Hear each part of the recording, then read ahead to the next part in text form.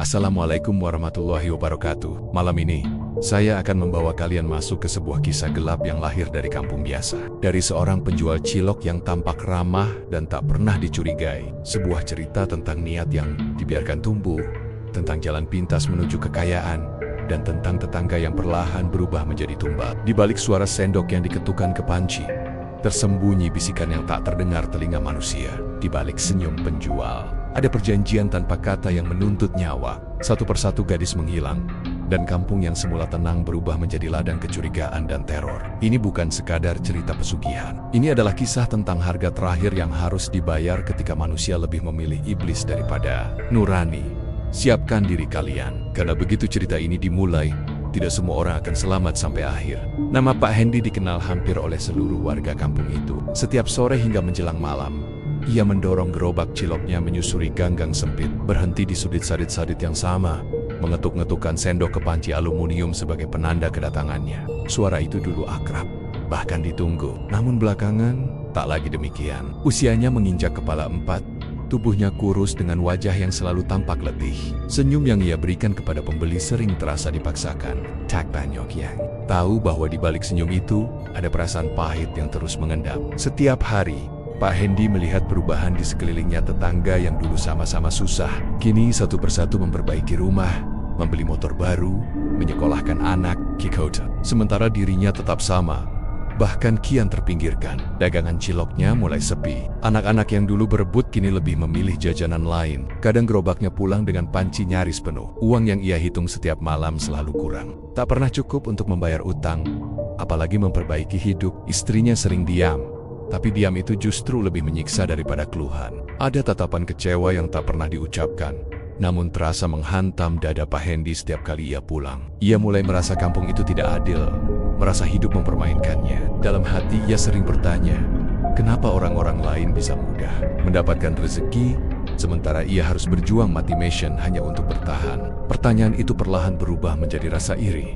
lalu menjelma dengki yang tak pernah ia akui, bahkan pada dirinya sendiri. Setiap kali melewati rame-rame tetangga yang tampak lebih terang, lebih hidup, Pak Hendy menundukkan kepala. Namun, di dalam pikirannya, ada suara lain yang mulai tumbuh, suara yang mempertanyakan mengapa ia harus selalu berada di bawah, mengapa ia harus menerima nasib begitu saja. Suara itu kecil, tapi konsisten, menggerogoti ketenangannya. Malam hari menjadi waktu terberat. Saat kampung mulai sepi dan gerobak ciloknya terparkir di samping rumah, Pak Hendy duduk sendirian menghitung receh demi receh. Jumlahnya selalu mengecewakan. Di saat seperti itu, ia kerap teringat cerita-cerita lama yang dulu dianggapnya hanya dongeng tentang orang-orang kecil yang tiba-tiba berubah kaya. Tentang jalan pintas yang tak pernah dibicarakan terang-terangan. Awalnya ia menepis pikiran itu. Ia masih takut, masih ragu. Namun hidup yang terus menekannya perlahan mengikis rasa takut tersebut. Setiap kegagalan, setiap tatapan merendahkan, setiap malam tanpa kepastian, membuat batas moral di hatinya retak sedikit demi sedikit. Yang paling menyakitkan adalah ketika ia menyadari bahwa orang-orang di kampung mulai memandangnya biasa saja, bahkan tak jarang menganggapnya gagal. Pak Hendy merasa tak lagi dihargai. Ia bukan siapa-siapa, hanya penjual cilok yang bisa dilupakan kapan saja. Dari situlah perubahan itu bermula, bukan dari pertemuan aneh, bukan dari ritual melangkah, dari hati yang lelah dan pikiran yang mulai terbuka pada kemungkinan gelap. Pak Hendy belum melakukan apa-apa, belum mengambil keputusan apapun. Namun benih keinginan untuk keluar dari hidupnya yang hina telah tertanam kuat. Dan tanpa ia sadari, langkah pertamanya menuju petaka bukanlah tindakan, melainkan niat. Subuh, niat yang kelak akan menuntut harga paling mahal, bukan hanya dari dirinya, tetapi dari orang-orang terdekat yang mempercayainya. Perubahan kecil mulai terjadi beberapa hari setelah malam-malam gelisah itu. Bukan perubahan besar yang langsung terasa, melainkan rangkaian kejadian sepele yang, jika dipikir ulang, terasa janggal. Semuanya bermula dari gerobak cilok Pak Hendy. Gerobak itu sebenarnya bukan miliknya sejak awal. Ia membelinya murah dari seorang penjual cilok lama yang tiba-tiba menghilang dari kampung sebelah. Orang-orang hanya bilang lelaki itu bangkrut, lalu pergi entah kemana tanpa pamit. Pak Hendy tak banyak bertanya waktu itu. Yang penting baginya hanyalah harga murah dan kesempatan bertahan hidup. Selama ini, Pak Hendy hanya menggunakan gerobak itu apa adanya. Ia tak pernah benar-benar membersihkan bagian-bagian tersembunyinya. Hingga suatu sore, saat roda belakangnya macet dan ia terpaksa membongkar bagian bawah, ia menemukan sesuatu yang tak seharusnya ada di sana. Di balik papan kayu yang mulai lapuk, terselip sebuah kain lusuh berwarna kecoklatan berbau apek dan amis. Kain itu membungkus beberapa benda kecil yang tak langsung ia kenali. Ada potongan akar kering, serpihan tulang kecil, dan selembar kertas yang warnanya sudah menguning, penuh coretan tangan yang nyaris tak terbaca. Pak Hendy sempat hendak membuang semuanya. Nalurinya menolak. Dadanya terasa sesak saat memegang kain itu, seolah ada hawa dingin yang merambat ke kulitnya. Namun entah kenapa, tangannya tak bergerak. Ia justru membukanya kembali, membaca coretan itu perlahan. Tulisan di kertas itu bukan bahasa asing, tapi terasa salah. Kata-katanya kasar, penuh pengulangan, seakan ditulis oleh orang yang sedang dikejar sesuatu. Ada kalimat-kalimat yang berbicara tentang balasan, pemberian, dan harga yang harus dibayar. Tidak ada nama, tidak ada penjelasan, hanya petunjuk-petunjuk aneh yang terasa lebih seperti pengakuan dosa daripada catatan biasa. Sejak saat itu, tidur Pak Hendy tak pernah nyenyak. Kertas itu terus terbayang di pikirannya. Kata-katanya seolah berbisik di sela-sela kesadarannya. Ia mulai bermimpi aneh, bukan mimpi yang jelas, melainkan perasaan terjatuh, perasaan diawasi, perasaan seolah ada sesuatu yang menunggu ia membuat pilihan. Anehnya, keesokan harinya dagangannya sedikit lebih laku. Tidak ramai, tapi cukup untuk membuatnya heran. Beberapa pembeli mengatakan ciloknya terasa lebih enak, lebih gurih. Pak Hendy hanya tersenyum, meski di dalam hatinya ada getaran tak nyaman. Hari demi hari, perubahan itu berlanjut. Setiap kali ia membawa gerobak itu keluar, ada saja pembeli yang berhenti. Jumlahnya belum banyak, tapi konsisten. Uang receh di sakunya mulai bertambah, walau belum signifikan. Yang membuatnya gelisah adalah satu hal. Setiap kali ia lupa membawa kain lusuh dan kertas itu, dagangannya kembali sepi. Kesadaran itu membuatnya takut, tapi rasa takut itu bercampur dengan harapan. Pak Hendy mulai menyimpan benda-benda itu kembali ke dalam gerobak, tepat di tempat ia menemukannya. Ia tak berani membicarakannya pada siapapun, termasuk istrinya. Ada perasaan bahwa jika ia membuka mulut, sesuatu akan terjadi. Ia mulai membaca ulang coretan itu setiap malam.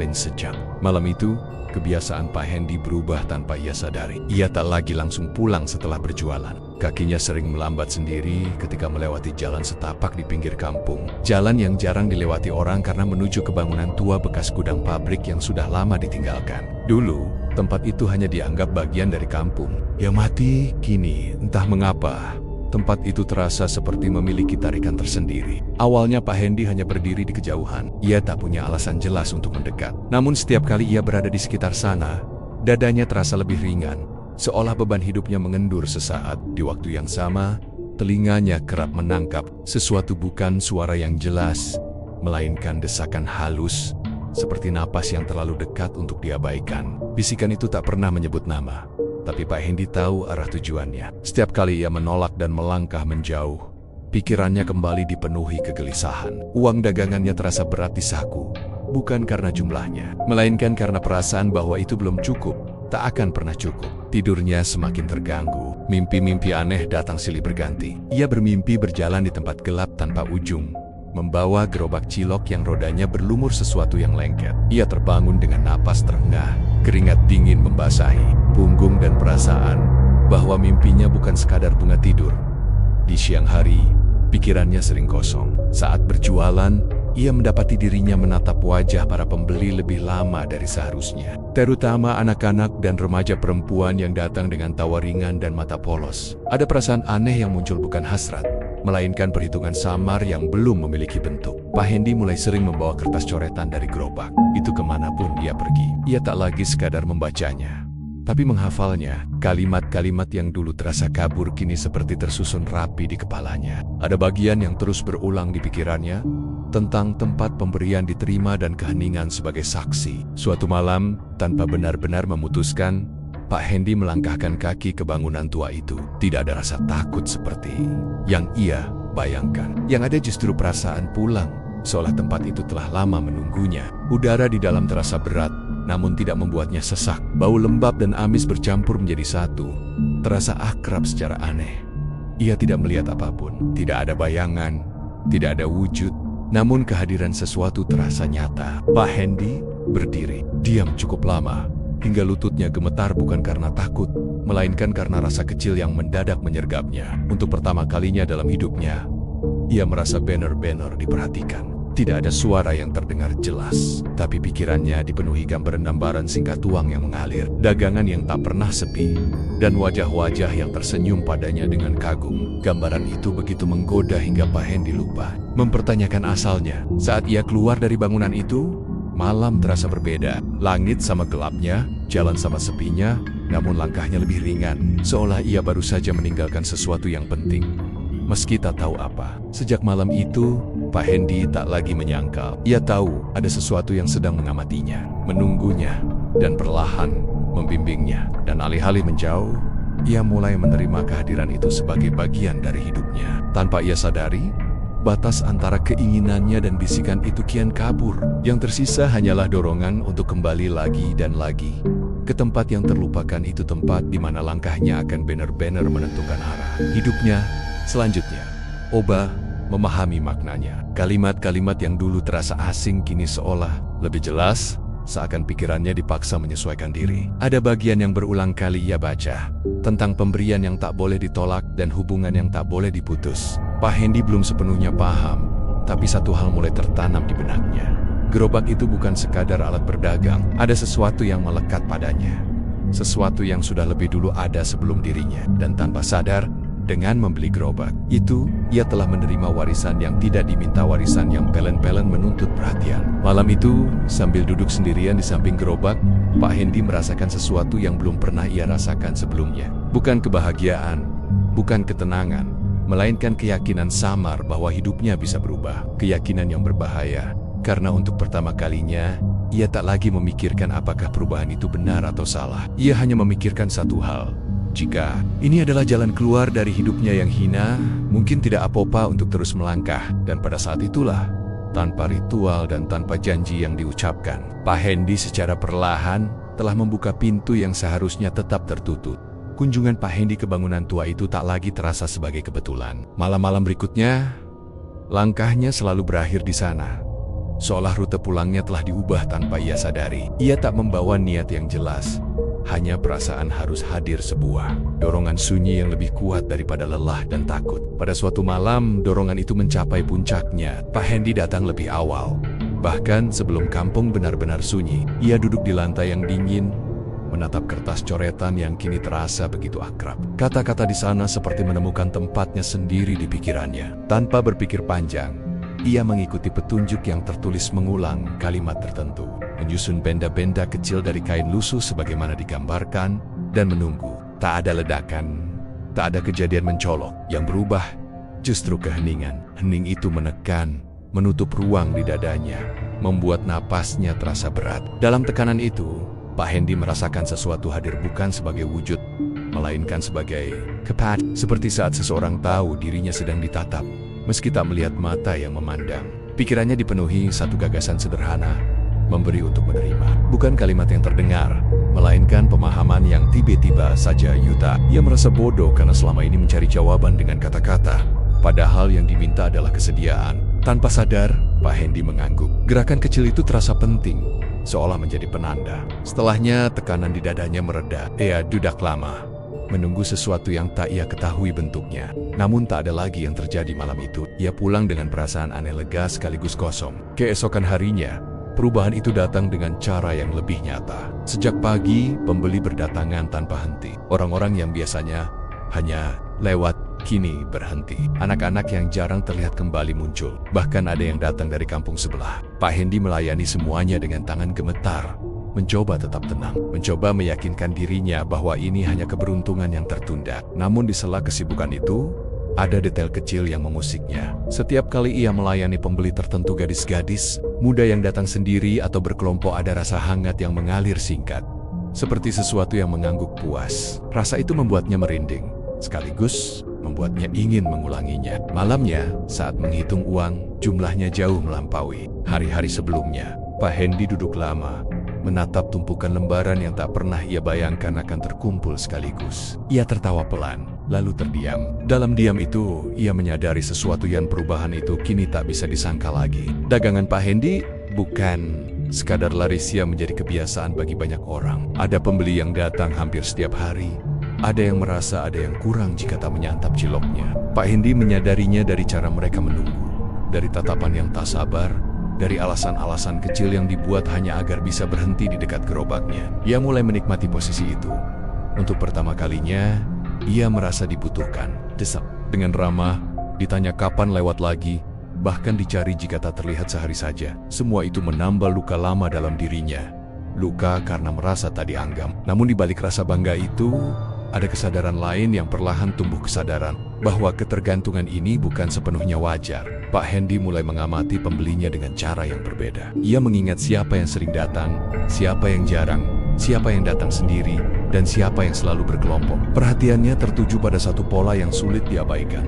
Gadis-gadis muda menjadi pelanggan paling setia. Mereka datang dengan wajah cerah, tertawa ringan, dan tanpa sadar memberi energi yang berbeda pada suasana di sekitar gerobaknya. Setiap kali mereka pergi, ada rasa hangat yang tertinggal. Bukan kebahagiaan, melainkan kepuasan yang tak bisa ia jelaskan. Dan setiap kali rasa itu muncul, uang di sakunya seolah bertambah lebih banyak dari biasanya. Hubungan antara dua hal itu mulai terbentuk jelas di kepalanya, meski ia berusaha mengabaikannya. Malam-malamnya kembali diisi kegelisahan. Bukan karena takut kehilangan rezeki, melainkan karena dorongan baru yang kian menguat. Dalam diam, pikirannya menyusun kemungkinan-kemungkinan. Ia mulai memikirkan cara agar pembeli tertentu datang lebih sering, agar mereka tinggal lebih lama, agar mereka percaya padanya. Ia meyakinkan dirinya bahwa itu hanya strategi dagang, bahwa semua pedagang melakukan hal serupa. Namun ada bagian dalam dirinya yang tahu bahwa ini bukan lagi soal cilok. Ada sesuatu yang bergerak di balik niat itu, sesuatu yang menunggu ia mengambil langkah berikutnya. Suatu sore, seorang gadis yang sering membeli cilok tak terlihat selama beberapa hari. Pak Hendy menyadarinya lebih cepat dari yang ia kira. Saat akhirnya gadis itu datang kembali, wajahnya tampak lebih pucat, lebih pendiam. Entah mengapa, kehadirannya membuat perasaan hangat itu muncul lebih kuat dari sebelumnya. Malam itu, uang Pak Hendy bertambah jauh lebih banyak. Ayah dudak lemah, menghitung hasil dagang, mencoba mencari alasan lain. Namun setiap hitungan justru menguatkan pemahaman yang sama. Ada keterkaitan yang tak bisa diputus. Cilok itu bukan hanya mengikat pembeli, tapi juga mengikat dirinya, mengikat pikirannya, niatnya, dan arah langkahnya. Sejak saat itu, Pak Hendy berhenti berpura-pura tak tahu. Ia mulai memilih dengan sadar, bukan dengan kekerasan, bukan dengan paksaan, melainkan dengan kedekatan dan kepercayaan. Senyum, perhatian kecil, dan keramahan yang dibuat lebih hangat dari biasanya. Ia belum melakukan apapun yang tak bisa ia tarik kembali. Setidaknya, itulah yang ia katakan pada dirinya sendiri. Namun jauh di dalam hati, ia tahu bahwa garis itu telah terlewati. Bahwa apa yang sedang ia bangun bukan lagi sekadar usaha, melainkan jalan yang menuntut lebih dari sekadar kerja keras. Dan di suatu tempat yang tak pernah ia sebut namanya, sesuatu menunggu dengan sabar menunggu. Pak Hendy menyadari sepenuhnya bahwa cilok yang ia jual kini bukan lagi soal rasa, melainkan tentang ikatan. Ikatan yang perlahan akan meminta bayaran, dan tak akan puas hanya dengan uang. Gak mengganggu, ia tak merasa bersalah. Hari-hari berikutnya menguatkan kenyataan itu. Setiap kali ia singgah ke bangunan tua, dagangannya esok hari selalu laris. Setiap kali ia absen, hasilnya menurun. Pola itu terlalu rapi untuk disebut kebetulan. Pak Hendy mulai menyadari bahwa hubungan telah terbentuk bukan hubungan yang disepakati dengan kata-kata, melainkan dengan kebiasaan dan kepatuhan. Ia tak pernah menyebutnya perjanjian. Kata itu terlalu besar, terlalu menakutkan. Namun tidak. Hatinya, ia tahu telah menyerahkan sesuatu yang tak bisa ia tarik kembali. Bukan uang, bukan barang, melainkan keputusan untuk terus melangkah tanpa bertanya. Pada suatu malam, saat hendak pulang dari bangunan tua itu, Pak Hendy merasakan dorongan lain lebih tajam, lebih jelas. Dorongan untuk memperhatikan. Untuk memilih, ia berhenti sejenak, menghela napas, lalu melanjutkan langkahnya. Ia tak tahu apa arti dorongan itu. Tapi ia tahu satu hal, apapun yang telah ia mulai, tak lagi bisa dihentikan dengan berpura-pura tak terjadi apa-apa. Dan begitulah, tanpa sumpah, tanpa saksi, Pak Hendy telah mengikatkan dirinya pada sesuatu yang kini berjalan seiring hidupnya. Sebuah perjanjian tanpa kata, yang kelak akan menagih pemahaman itu dengan cara yang jauh lebih kejam daripada yang bisa ia bayangkan. Peristiwa itu bermula dari satu kabar kecil yang beredar pelan di kampung. Seorang gadis remaja, anak tetangga yang rumahnya tak jauh dari tempat Pak Hendy biasa mangkal, tak kunjung pulang sejak sore. Awalnya dianggap biasa, mungkin bermain ke rumah teman, mungkin tertidur di tempat lain. Namun malam semakin larut, dan kegelisahan mulai merambat. Pak Hendy mendengar kabar itu dari mulut ke mulut saat ia masih berjualan. Ia mengangguk, Ikut prihatin, bahkan menawarkan diri membantu mencari. Tak ada yang mencurigainya. Selama ini ia dikenal ramah, ringan tangan, dan dekat dengan anak-anak. Tak ada alasan bagi siapapun untuk mengaitkan namanya dengan hilangnya seseorang. Namun malam itu, saat kampung dipenuhi bisik-bisik, Pak Hendy merasakan sesuatu yang berbeda. Bukan panik, bukan takut, melainkan ketenangan yang aneh. Seperti ketika kepingan terakhir dari sebuah pola akhirnya menemukan tempatnya. Tidak, rasa hangat itu muncul lebih kuat, lebih menetap. Ia menelan ludah, mencoba menepisnya, tapi perasaan itu justru menguat. Hari-hari berikutnya membawa kabar yang sama. Gadis itu tak ditemukan. Pencarian dilakukan seadanya, lalu perlahan mereda. Kampung mencoba kembali normal, meski ada lubang kecil yang tertinggal, lubang yang tak dibicarakan, tapi terasa. Pak Hendy kembali berjualan, dan anehnya, pembeli semakin ramai. Seolah duka satu keluarga tak mengganggu selera orang lain. Ia mulai menyadari perubahan pada dirinya sendiri. Ia tak lagi gelisah ketika mendengar kabar buruk. Ia tak lagi terkejut. Perasaannya seperti dibungkus lapisan tebal yang membuatnya mampu berdiri di tengah kecemasan orang lain tanpa ikut terhanyut. Lapisan itu membuatnya fokus pada dagangan, pada uang, pada rutinitas yang kini berjalan mulus. Lalu kabar kedua datang. Seorang gadis lain, juga pelanggan tetap, tak pulang setelah pamit membeli jajanan. Kali ini, keresahan lebih terasa. Warga mulai mengaitkan waktu hilangnya dengan jam-jam Pak Hendy berjualan. Namun kecurigaan itu tak pernah benar-benar diucapkan. Mereka saling pandang, lalu mengalihkan topik, seolah takut menyebut nama yang salah. Pak Hendy menyadari tatapan-tatapan itu. Ia merasakannya saat melayani pembeli, saat mendorong gerobak Melawati Gang. Namun bukannya mundur, ia justru belajar mengatur sikap lebih ramah, lebih peduli, lebih hadir. Ia ikut ronda, ikut membantu, ikut menenangkan keluarga yang kehilangan. Semua itu membuat kecurigaan memudar, berganti rasa terima, kasih di dalam dirinya. Sebuah batas runtuh sepenuhnya. Jika sebelumnya ia masih menyebut semua ini sebagai kebetulan, kini ia tak lagi berbohong pada diri sejak dua nama itu hilang dari percakapan sehari-hari. Kampung tak pernah benar-benar kembali tenang. Siang hari tampak biasa saja, orang-orang tetap bekerja, anak-anak tetap bermain. Namun malam menyimpan sesuatu yang berbeda, sebuah kegelisahan yang tak pernah menemukan kata. Pak Hendy merasakannya setiap kali menutup gerobak dan menghitung uang. Keheningan kini punya suara. Awalnya, suara itu hadir sebagai dengung halus di telinga, seperti angin yang terperangkap, lalu berubah menjadi bisikan yang tak membentuk kata. Pak Hendy mencoba mengabaikannya. Ia menyibukkan diri, menambah rute jualan, memperpanjang jam berdagang. Namun semakin ia berlari, semakin suara itu mendekat. Tidurnya tak lagi utuh. Ia terbangun di tengah malam dengan dada berdebar, keringat membasahi leher. Dalam gelap, ia merasa kamar itu tak kosong. Ada sesuatu yang berdiri terlalu dekat, tak terlihat namun terasa. Ia tak berani menyalakan lampu. Ia hanya berbaring kaku, menunggu rasa itu berlalu. Di siang hari, perubahan mulai terlihat di wajahnya. Lingkar hitam menggelayut di bawah mata, sorotnya lebih tajam, lebih waspada. Beberapa orang mengira ia kelelahan karena dagangan yang laris. Mereka tak tahu bahwa kelelahan itu berasal dari dalam, dari sesuatu yang terus menuntut perhatian. Pak Hendy mulai mendengar tangisan. Bukan tangisan yang jelas, melainkan potengan-potengan emosi yang tiba-tiba menyergap. Saat ia melayani pembeli, tawa seorang gadis bisa berubah menjadi gema sedih di kepalanya. Saat ia menutup panci, bunyi logamnya terdengar seperti rintihan. Ia menggertakkan gigi, berusaha bertahan. Dorongan itu pun berubah. Jika sebelumnya ia merasa dituntun dengan halus, kini arahnya terasa lebih tegas. Ada desakan untuk tidak berhenti, untuk tidak ragu, untuk terus memilih. Setiap kali ia mencoba mengambil jarak, hasil dagangannya menurun, uang berkurang, ketenangan rumah terganggu. Semua seolah mengingatkannya pada konsekuensi. Ia mulai menyadari harga yang harus dibayar bukan hanya oleh orang lain. Perlahan, dirinya sendiri terkikis.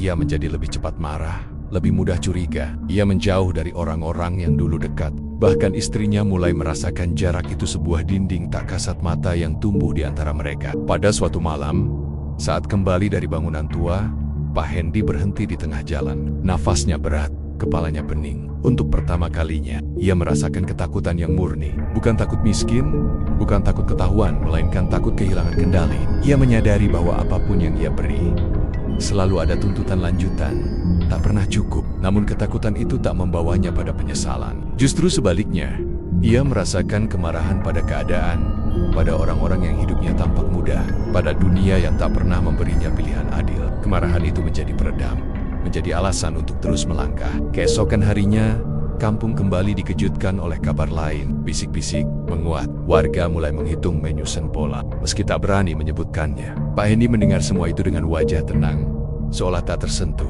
Namun di dalam dirinya, teriakan itu makin keras. Kini ia tahu, tak ada jalan kembali ke hidup lamanya. Yang ada hanya dua pilihan, berhenti dan runtuh, atau terus melangkah dan kehilangan sisa dirinya sedikit demi sedikit. Dan di tengah teriakan yang tak pernah sunyi itu, Pak Hendy memilih diam-diam yang penuh keputusan. Diam yang menandai bahwa babak berikutnya akan menuntut lebih dari sekadar keberanian. Diri, ada hubungan yang bekerja, ada aliran yang bergerak, dan ia berada tepat di tengahnya. Malam-malamnya kembali dihabiskan di bangunan tua itu. Kini ia tak perlu membaca kertas atau mengikuti petunjuk. Ia hanya hadir, diam dan memahami. Tak ada permintaan yang diucapkan, tapi ada dorongan yang jelas. Pilih yang dekat, pilih yang percaya. Dorongan itu tak disertai ancaman, justru terasa seperti kepastian. Keesokan harinya, dagangannya selalu habis. Uang datang lebih mudah daripada sebelumnya. Ia membeli barang-barang yang dulu hanya bisa ia pandangi. Wajah istrinya mulai berubah, bukan lagi kecewa, melainkan heran, lalu senang. Pak Hendy menyaksikan perubahan itu dengan perasaan campur aduk. Namun tak ada niat untuk berhenti. Kampung Pelen-Pelen belajar hidup berdampingan dengan kehilangan. Nama-nama disebut dengan suara lirih, lalu dilupakan demi rutinitas. Hanya Pak Hendy yang tahu bahwa semuanya terhubung oleh benang yang sama. Benang yang ia pegang erat, meski ujung satunya terikat pada sesuatu yang tak pernah ia lihat. Dan di tengah keramaian pembeli, tawa anak-anak, serta uang yang terus mengalir, Pak Hendy memahami satu kebenaran pahit. Ia telah menjadi bagian dari petaka itu sendiri. Tidak, bukan lagi sekadar orang-orang yang tinggal di sekitarnya, melainkan kemungkinan-kemungkinan yang terus menunggu untuk dipilih. Kampung itu akhirnya mencapai titik di mana diam tak lagi cukup. Hilangnya beberapa gadis meninggalkan celah yang tak bisa ditutup dengan alasan apapun. Orang-orang mulai mengingat detail-detail kecil yang dulu diabaikan. Jam-jam terakhir para gadis terlihat, rute yang mereka lalui, kebiasaan membeli jajanan sebelum pulang. Potongan-potongan itu, perlahan tapi pasti, membentuk arah yang sama. Pak Hendy merasakannya dari perubahan sikap warga. Senyum yang dulu tulus kini terasa singkat. Sapaan terdengar tertahan. Beberapa ibu tak lagi membiarkan anak perempuannya mendekat ke gerobak. Ia menanggapi semuanya dengan sikap wajar, lebih sopan, lebih rendah hati. Ia tahu, di saat seperti ini, kegelisahan adalah pengakuan yang paling mudah terbaca. Seorang tetua kampung mulai sering berkeliling malam hari. Bukan untuk ronda biasa, melainkan untuk mengamati. Tatapannya tajam, seolah menimbang sesuatu yang tak kasat mata. Pak Hendy beberapa kali berpapasan dengannya dan merasakan dingin merayap di tengkuk. Ada orang yang melihat lebih jauh daripada yang lain, dan itu berbahaya. Malam itu, hujan turun tipis. Pak Hendy menutup dagangannya lebih awal dan mendorong gerobak pulang dengan langkah cepat. Di persimpangan kecil, ia merasa diikuti. Bukan bayangan yang jelas, melainkan kehadiran napas yang terlalu dekat. Langkah yang selaras. Ia tak menoleh. Ia tahu, kepanikan hanya akan mengundang perhatian. Sesampainya di rumah, ia duduk lama tanpa menyalakan lampu. Di dalam kepalanya, dua arus beradu. Dorongan untuk berhenti dan ketakutan akan akibatnya. Untuk pertama kalinya, ia mempertimbangkan kemungkinan kehilangan segalanya bukan karena miskin, melainkan karena terbongkar.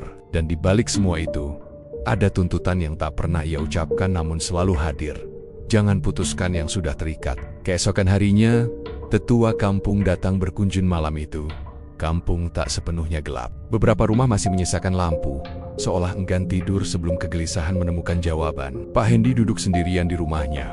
Uang hasil dagang tergeletak di meja tanpa ia sentuh. Untuk pertama kalinya sejak semua ini bermula, uang itu tampak asing, tak lagi memberi rasa aman, tak lagi menjanjikan apapun. Di luar, suara langkah terdengar lebih sering dari biasanya. Ronda diperpanjang, bisik-bisik berubah menjadi rencana. Pak Hendy tahu, waktunya menipis. Ia tak perlu mendengar percakapan untuk memahami arah angin. Kampung telah bergerak, dan gerakan itu tak bisa dihentikan dengan senyum atau kepedulian palsu. Dorongan dari dalam dirinya kembali hadir. Kali ini dingin dan tegas. Tak ada lagi bujukan, tak ada lagi gambaran manis. Hanya satu pemahaman yang berdiri jelas. Ikatan menuntut penutup. Selama ini, ia memberi dan menerima, bersembunyi di balik rutinitas. Kini, yang diminta bukan lagi kebiasaan, melainkan keputusan. Terakhir, Pak Hendy bangkit dan mendorong gerobaknya keluar. Langkahnya mantap, meski dadanya sesak. Jalan menuju bangunan tua terasa lebih panjang, lebih sunyi. Setiap langkah seolah mengikis sisa-sisa dirinya yang dulu penjual cilok yang sederhana, lelaki yang pernah berharap hidupnya berubah tanpa harus kehilangan kemanusiaan. Di dalam bangunan itu, keheningan menyambutnya seperti ruang yang telah lama kosong namun menunggu diisi. Ia berdiri lama, menunduk. Untuk sesaat, ia teringat wajah-wajah yang pernah mempercayainya. Tawa-tawa kecil di depan gerobak, sapaan ramah, yang kini tinggal gema. Rasa sesal menyelinap, tipis namun nyata. Tapi sesal itu tak cukup kuat untuk membatalkan langkah. Di luar, kampung bergerak cepat. Beberapa warga mengikuti arah yang sama, dipimpin oleh tetua yang selama ini mengamati. Mereka tak membawa amarah berlebihan yang ada tekad. Ketika mereka tiba, kebenaran tak lagi bersembunyi. Bau lembab, sisa-sisa yang tak bisa dijelaskan, dan perubahan pada Pak Hendy sendiri menjadi jawaban tanpa perlu kata. Benturan tak terelakkan, teriakan memecah hening. Dalam kekacauan itu, Pak Hendy merasakan sesuatu melepaskan diri darinya, bukan sebagai wujud, melainkan sebagai beban yang runtuh sekaligus merenggut. Kekayaan yang ia kumpulkan kehilangan makna, berubah menjadi saksi bisu dari pilihan-pilihan yang telah ia ambil. Saat fajar menyingsing, kampung menyisakan kelelahan dan duka. Tak ada kemenangan, tak ada kepuasan, hanya kesadaran pahit bahwa kejahatan sering tumbuh dari hal-hal kecil yang dibiarkan, dari niat yang tak dihentikan, dari jalan pintas yang tampak sepele. Nama Pak Hendy kemudian disebut dengan suara pelan, lalu perlahan menghilang dari percakapan sehari-hari. Gerobak cilok itu tak pernah terlihat lagi. Bangunan tua kembali sepi, namun tidak benar-benar kosong. Ia menyimpan ingatan tentang harga terakhir yang pernah dibayar, dan kampung itu belajar satu hal yang tak pernah tertulis. Kekayaan yang datang tanpa kejujuran selalu menagih bayaran. Jika bukan hari ini, maka esok. Jika bukan dengan uang, maka dengan sesuatu yang jauh lebih berharga. Enggak, bicaranya ringan, seolah sekadar menanyakan kabar. Namun pertanyaannya terarah, berputar di sekitar jam berjualan, rute, dan kebiasaan pembeli. Pak Hendy menjawab tenang, memilih kata dengan hati-hati. Ia merasakan tekanan yang berbeda, bukan dari luar, melainkan dari dalam, seperti peringatan agar tetap berada di jalur. Malam berikutnya, beberapa warga berkumpul di ujung kampung. Suara pelan, wajah tegang. Mereka tak menyebut nama, tapi arah pembicaraan jelas. Pak Hendy melewati mereka dengan gerobak tertutup, merasakan tatapan yang mengikuti. Untuk pertama kalinya, rasa hangat itu tak datang. Yang ada hanya dingin yang menusuk, seolah sesuatu menahan napas. Ia kembali ke bangunan tua dengan langkah ragu. Di sana, keheningan terasa lebih pekat dari biasanya. Tak ada dorongan yang lembut, yang ada kepastian dingin. Waktu menipis. Ia pulang dengan kepala berat, menyadari bahwa keseimbangan rapuh yang selama ini ia jaga mulai retak. Kecurigaan telah menjadi bentuk. Dan ketika kecurigaan menemukan keberanian, kebenaran tak lagi bisa ditunda. Pak Hendy memahami itu dengan jelas. Ia berdiri di ambang antara mengakhiri dan mengikatkan simpul terakhir. Babak penentuan telah dekat, dan apapun yang ia pilih, tak ada yang akan kembali seperti semula.